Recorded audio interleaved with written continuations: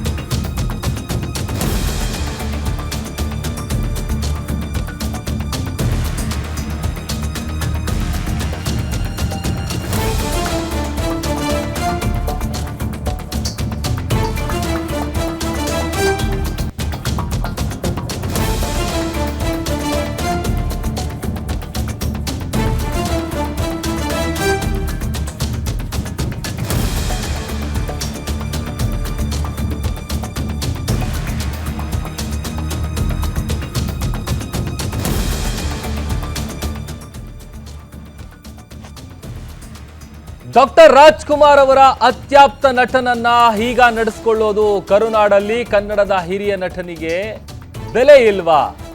ಕನ್ನಡ ಕುಲಕೋಟಿಯ ಅಚ್ಚುಮೆಚ್ಚಿನ ನಟನಿಗೆ ಹೀಗಾಗಬಾರ್ದಾಗಿತ್ತು. 1000ಕ್ಕೂ ಹೆಚ್ಚು ಸಿನಿಮಾಗಳಲ್ಲಿ ನಟಿಸಿರೋ ಈ ನಟನಿಗೆ ಇದೆಂಥ ಮೋಸ. ಕನ್ನಡ ಕನ್ನಡ ಅನ್ನೋ ಕನ್ನಡಿಗರೇ ಮಿಸ್ ಮಾಡದೆ ಈ ಸ್ಟೋರಿ ನೋಡಿ. ತೆರೆ ಮೇಲೆ ಎಲ್ಲರನ್ನ ನಕ್ಕು ನಗಿಸೋ ಇಂಥ ಕಲಾವಿದನಿಗೆ ಇಂಥ ಸ್ಥಿತಿನ. ತೆರೆ ಮೇಲೆ ಕೇವಲ ಹೀರೋ ಆಗಿದ್ದವರಿಗೆ ಮಾತ್ರ ಸನ್ಮಾನನ. ಇವರಿಗೇನು? ಕರುನಾಡಿನ ಪರಮಾತ್ಮ ಅಪ್ಪು ಆಡಿಸಿ ಬೆಳೆಸಿದ ಕಲಾವಿದನ ನಿರ್ಲಕ್ಷ್ಯ ಯಾಕೆ? ಕನ್ನಡ ಚಿತ್ರರಂಗಕ್ಕೋಸ್ಕರ ತಮ್ಮ ಜೀವನವನ್ನೇ ತೇಯ್ದ ನಟನಿಗೆ ನ್ಯಾಯ ಇಲ್ವಾ? ಕೇವಲ ಅಣ್ಣವರ ಜೊತೆ ಅಷ್ಟೇ ಅಲ್ಲ, ಅಪ್ಪು ಅವರಷ್ಟೇ ಅಲ್ಲ, ಎಲ್ಲ ನಟರ ಜೊತೆಗೂ ಕೂಡ ಈ ನಟ ಆಕ್ಟ್ ಮಾಡಿದ್ದಾರೆ. ದಶಕಗಳ ಕಾಲ ಚಿತ್ರರಂಗದಲ್ಲಿ ಕಲಾರಸಿಕರನ್ನ ನಕ್ಕು ನಗಿಸಿರುವ ದೊಡ್ಡ ಕಲಾವಿದರು ಇವರು. ಹಾಗಾದ್ರೆ ಕರುನಾಡಲ್ಲಿ ಎಲ್ಲ ನಿರ್ಲಕ್ಷ್ಯಕ್ಕೊಳಗಾಗಿರೋ ಆ ನಟ ಯಾರು ಗೊತ್ತಾ? ಈಗ ನಿಮ್ಮ ತಲೆಯಲ್ಲಿ ಒಂದು ಪ್ರಶ್ನೆ ಮೂಡ್ತಾ ಇರುತ್ತೆ, ಯಾರು ಅಂತ. ಹಿರಿಯ ಕಲಾವಿದರನ್ನ ಮರ್ತೇ ಬಿಡ್ತಾ ರಾಜ್ಯ ಸರ್ಕಾರ? ಆ ತರದೊಂದು ಪ್ರಶ್ನೆ ಮೂಡ್ತಾ ಇದೆ. ಕನ್ನಡ ಚಿತ್ರರಂಗದಲ್ಲಿ ಇವರ ಕೊಡುಗೆ ಸರ್ಕಾರದ ಕಣ್ಣಿಗೆ ಕಾಣಿಸ್ತಾ ಇಲ್ವಾ?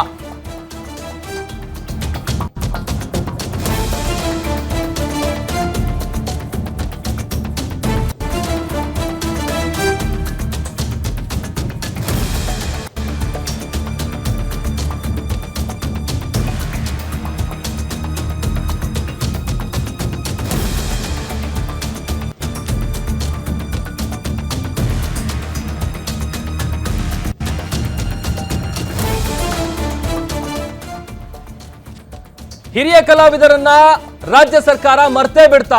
ಗೊತ್ತಿಲ್ಲ, ಕನ್ನಡ ಚಿತ್ರರಂಗದಲ್ಲಿ ಇವರ ಕೊಡುಗೆ ಸರ್ಕಾರದ ಕಣ್ಣಿಗೆ ಕಾಣ್ಲಿಲ್ವಾ?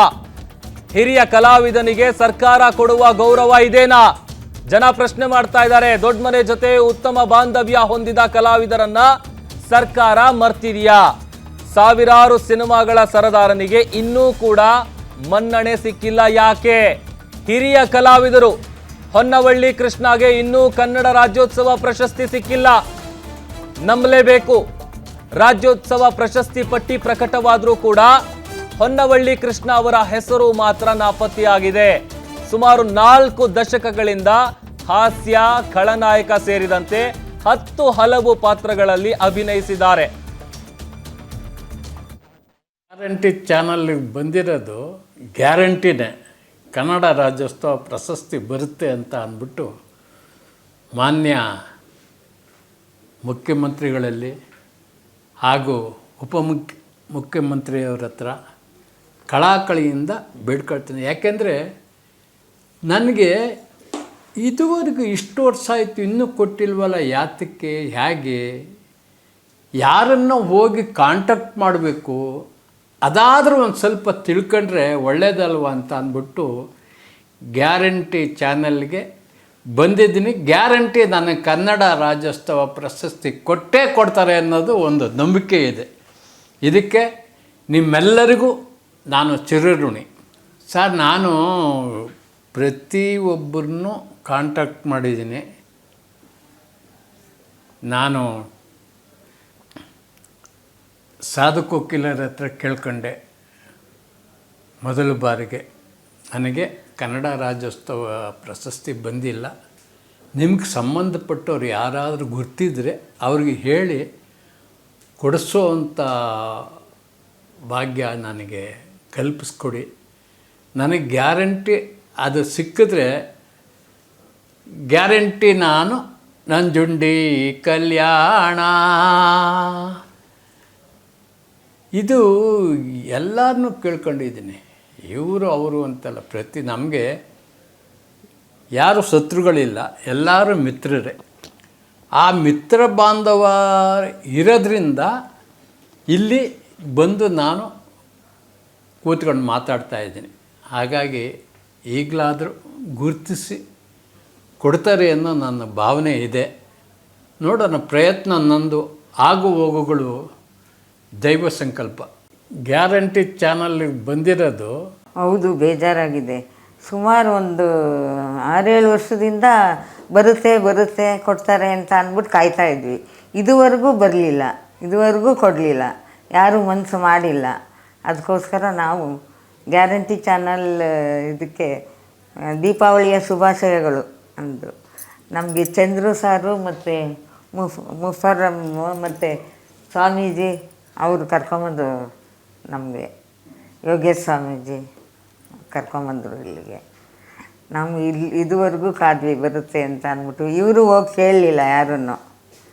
ಈ ಒಂದು ಫಿಲಿಮ್ ಚೇಂಬರ್ ಆಗಲಿ ಸರ್ಕಾರ ಆಗಲಿ ಈ ವ್ಯಕ್ತಿಗಳನ್ನು ಗುರುತಿಸ್ತಾ ಇದ್ದಾರಾ ಅಥವಾ ಇಲ್ವಾ ಅಂತ ನಮಗೆ ಸಂಶಯ ಆಗುತ್ತೆ. ಯಾಕಂದರೆ ಡಾಕ್ಟರ್ ರಾಜ್ಕುಮಾರ್ ಅವರು ಇರುವಾಗ ಹಿರಿಯ ಕಲಾವಿದರಿಗೆ ಹಾಗೂ ಅವರ ಜೊತೆ ನಟನೆ ಮಾಡಿದಂಥ ಗುರುತಿಸಿ ಅವರಿಗೆ ನ್ಯಾಯ ಒದಗಿಸ್ತಾ ಇದ್ದರು. ಡಾಕ್ಟರ್ ಅಂಬರೀಷ್ ಅವರು ಇರುವಾಗ, ಒಂದು ದೊಡ್ಡ ತಲೆಮಾರುಗರು ಇರುವಾಗ ಒಂದು ನ್ಯಾಯ ಸಿಗ್ತಾ ಇತ್ತು ಒಂದು ಕನ್ನಡ ಚಲನಚಿತ್ರಕ್ಕೆ. ಈಗ ಅದು ಕಾಣ್ತಾ ಇಲ್ಲ. ಯಾಕಂದರೆ ಇವರು ಸತತ ನನಗೆ ಗೊತ್ತಿರೋಂಗೆ 15 ವರ್ಷಗಳ ಕಾಲ ಕನ್ನಡ ರಾಜ್ಯೋತ್ಸವ ಪ್ರಶಸ್ತಿಗೆ ಪತ್ರಗಳು ಬರೀತಾರೆ, ಆಗ್ತಾರೆ, ಅದಕ್ಕೆ ಸ್ಪಂದಿಸಲ್ಲ ಯಾರು. ಅದು ತುಂಬ ನೋವಿನ ಸಂಗತಿ. ಯಾಕಂದರೆ ಇವರು 1, 2, 3 ಸಿನಿಮಾ ಮಾಡಿದ ವ್ಯಕ್ತಿಯಲ್ಲ, 1000 ಸಿನಿಮಾಗಳ ಸರದಾರ. 1000 ಸಿನಿಮಾಗಳಿಗಿಂತ ಹೆಚ್ಚಾಗಿ 1910 ಚಲನಚಿತ್ರಗಳು ಮಾಡಿದ್ದಾರೆ ಕನ್ನಡದಲ್ಲಿ.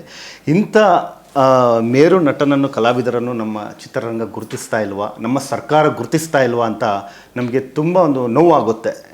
ಈ ದಿನ ಸಹ ನಾವು ಮಾನ್ಯ ಸಚಿವರನ್ನು ಭೇಟಿ ಮಾಡಿದ್ವಿ, ಶಿವರಾಜ್ ತಂಗಡಿರವರಿಗೆ.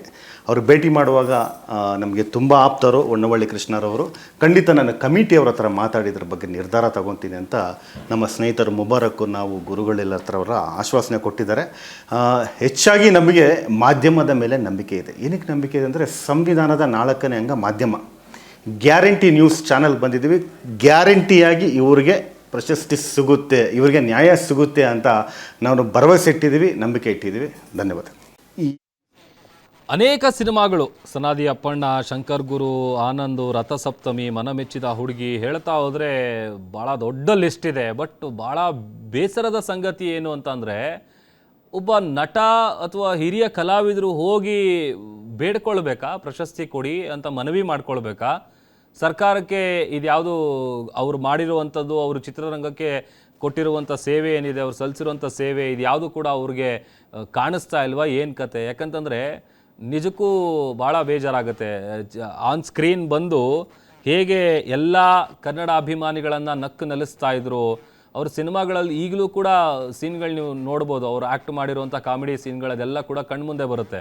ಅಂಥ ಒಬ್ಬ ಹಿರಿಯ ನಟರು, ಡಾಕ್ಟರ್ ರಾಜ್ಕುಮಾರಿಂದ ಹಿಡಿದು ಅಂಬರೀಷ್ ಅವ್ರ ಜೊತೆಗೆ ಶಿವರಾಜ್ ಕುಮಾರು, ಪುನೀತ್ ರಾಜ್ಕುಮಾರು, ಇತ್ತೀಚಿನ ಬಂದಂಥ ನಟರು ಯಾರ್ಯಾರಿದ್ದಾರೆ ಅವ್ರ ಜೊತೆಗೆಲ್ಲ ಬಣ್ಣ ಹಚ್ಚಿದ್ದಾರೆ. ಸುಮಾರು ಹೆಚ್ಚು ಕಡಿಮೆ 1000ಕ್ಕೂ ಅಧಿಕ ಸಿನಿಮಾಗಳಲ್ಲಿ ಅಭಿನಯಿಸಿರುವಂತಹ ದೊಡ್ಡ ಕಲಾವಿದರು. ಇಂಥವ್ರು ಹೋಗಿ ಪದೇ 15 ವರ್ಷದಿಂದ ಮನವಿ ಮಾಡ್ಕೊಳ್ತಾ ಇದ್ದಾರಂತೆ. ನೋಡಿ, ನನಗೊಂದು ಕನ್ನಡ ರಾಜ್ಯೋತ್ಸವ ಪ್ರಶಸ್ತಿ ಕೊಡಿ ಅಂತ. ಅವ್ರು ಅದು ಕೇಳಬೇಕಾ? ಅದನ್ನು ಹೋಗಿ ಬಾಯ್ಬಿಟ್ಟು ಕೇಳಬೇಕಾ?